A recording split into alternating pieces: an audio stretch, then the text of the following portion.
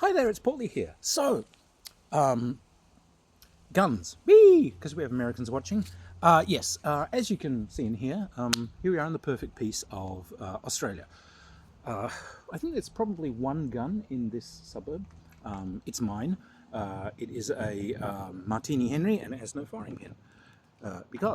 Why is there no firing pin? Because I do not need a firing pin. I have never yet been attacked by anything that the 19th century requires me to fight off. Anyhow, so, however, having gone over to the States quite a lot in like earlier Fanish days, oh, the gun nuts, and so some gun nut tales. So,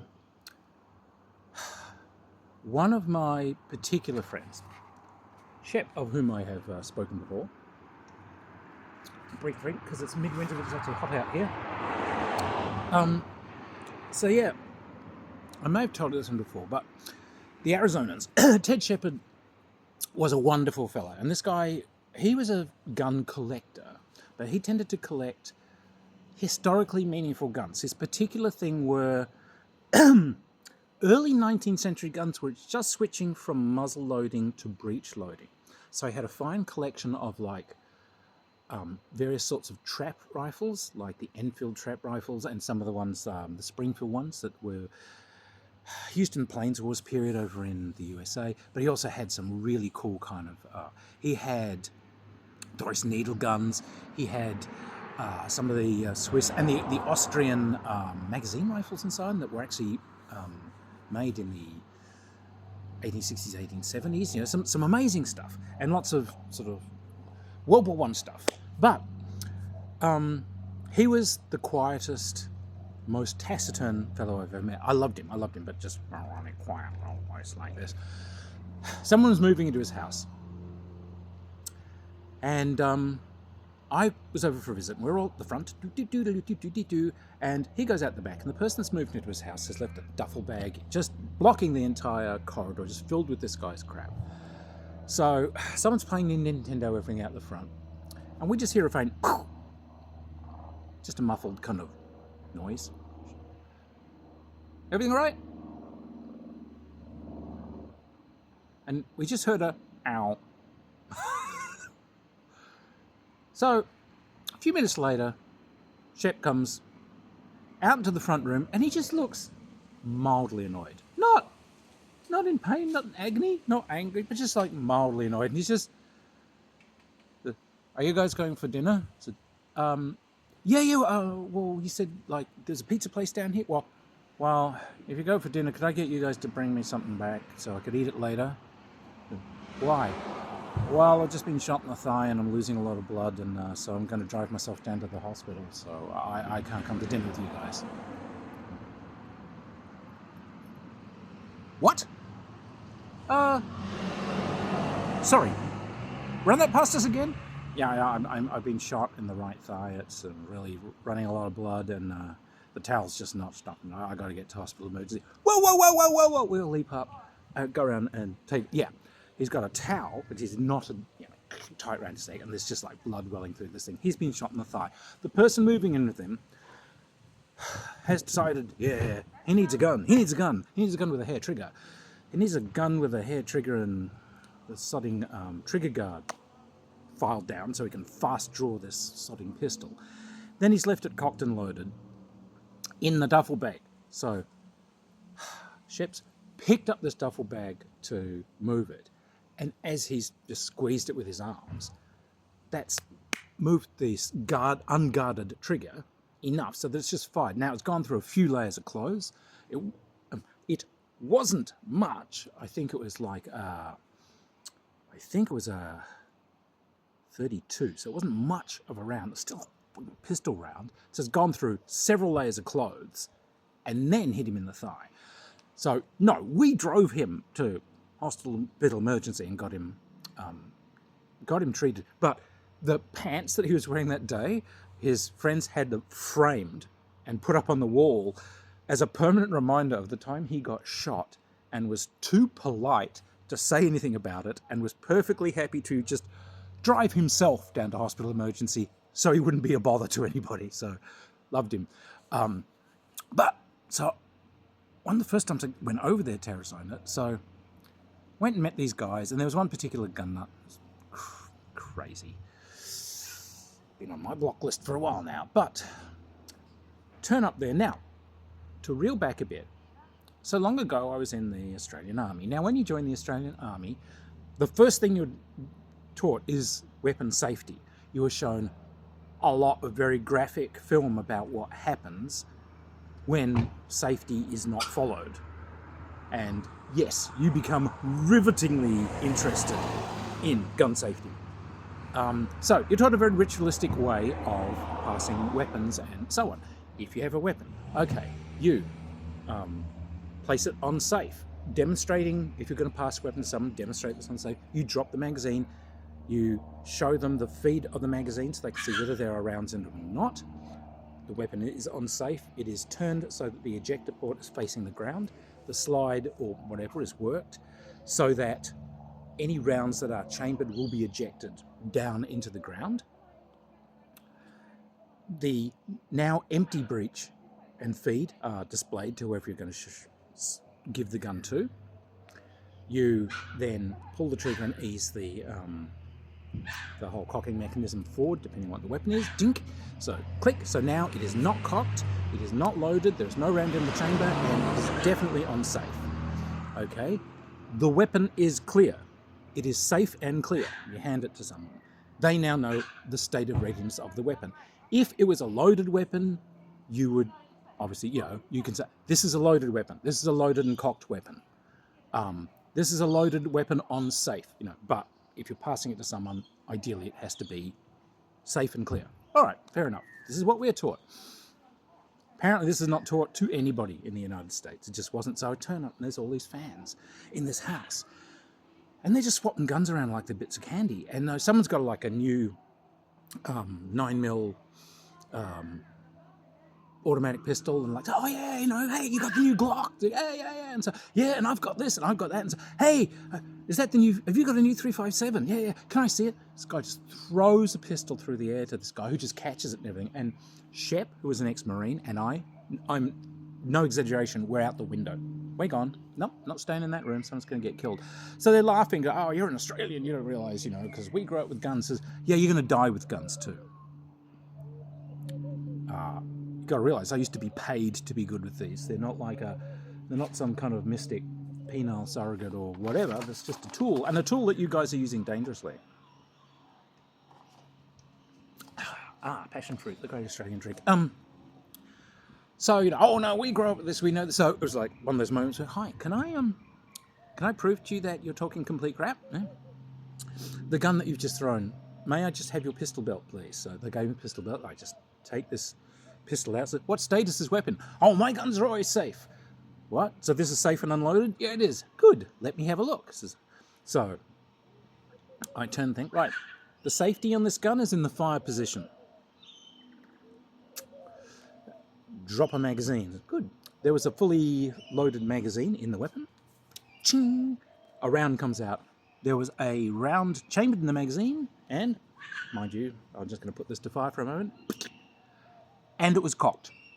That weapon was completely ready to fire. That's what you've been throwing through the air to each other. Can I see your one? Always the same. Always the same. Yeah, so that was the environment they had.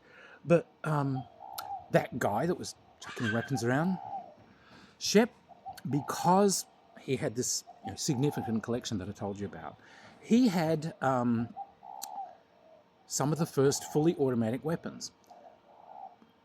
Not to go dut with and say, hey, look how cool I am. They were historically interesting. So he had the automatic version of the Mauser 98 pistol, which the Mauser broom handle. So you've got a long wooden holster for it, but you can clip that on the back so it makes a shoulder stock. And there were automatic versions of this. The Germans sort of issued a automatic version of it in World War One, but it also got used a lot in the interwar years. Okay, he had the Schmeisser, and he also had a Bergmann, which was the original German MP18. This is the original submachine gun on issue. Okay, so these are kind of really important historical weapons. So we're around there once, and he said, do you want to go actually fire these? So yeah, we did. We all went out to this firing range, we fired them. And interesting kind of cool little fact, those early German submachine guns and so on, they only fire about 250 RPM. So the mighty Schmeisser, which you've seen in every World War II movie you've ever seen, no, that kind of high rate of fire, that's a Thompson or indeed a Sten, which have a pretty decent rate of fire. That Schmeisser's 250. It's only kind of a little bit probably faster. If you had a semi-automatic weapon and were pulling a trigger really fast, if you had a quickly cycling semi-auto, that's about how fast it's firing. It's really not that fast. So yeah, anyway, interesting side point. But we fired that and it was great. But throwing the gun through the air guy, there's a weapon gap.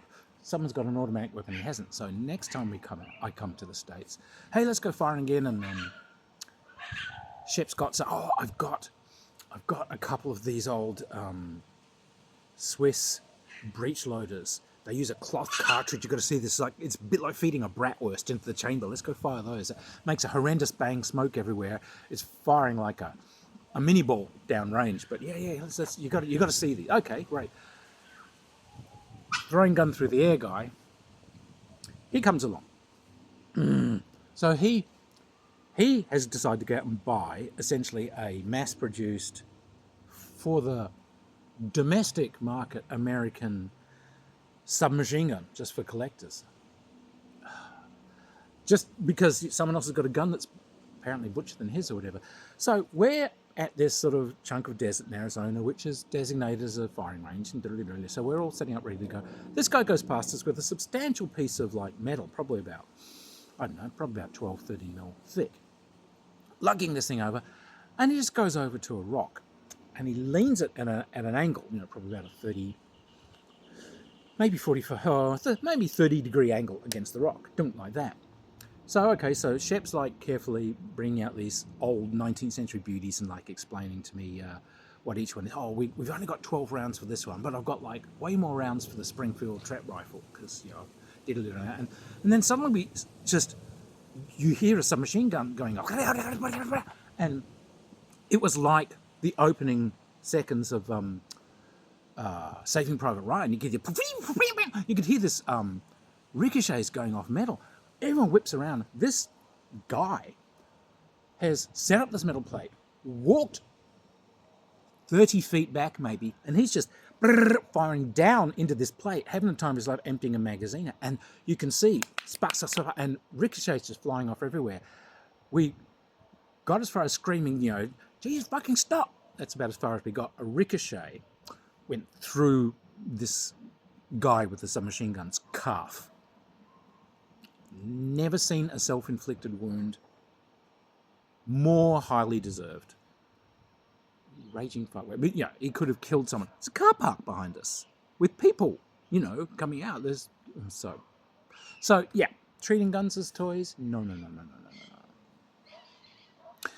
May also have told you there was a convention I went to,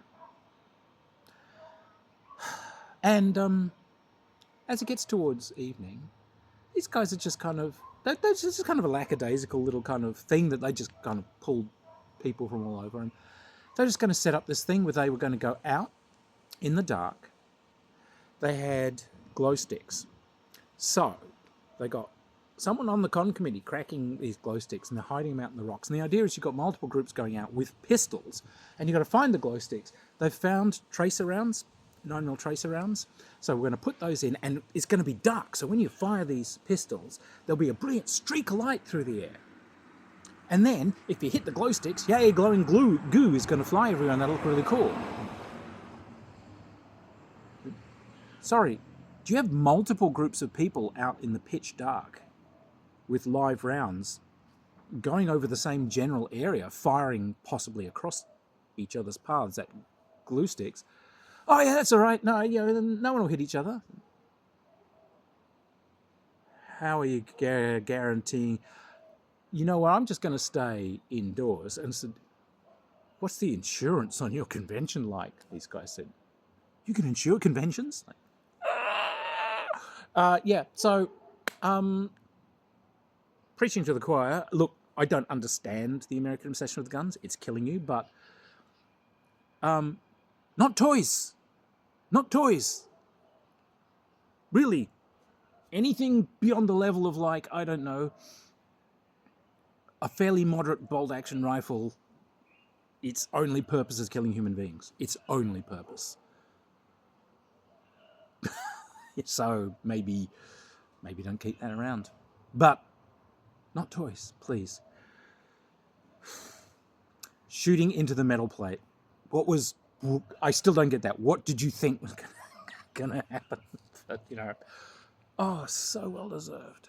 This is the same guy I was telling you about where they played the the aliens have stolen your guns prank in one of my previous things. Yeah, his tales go on. But anyway, enough on guns. Bye.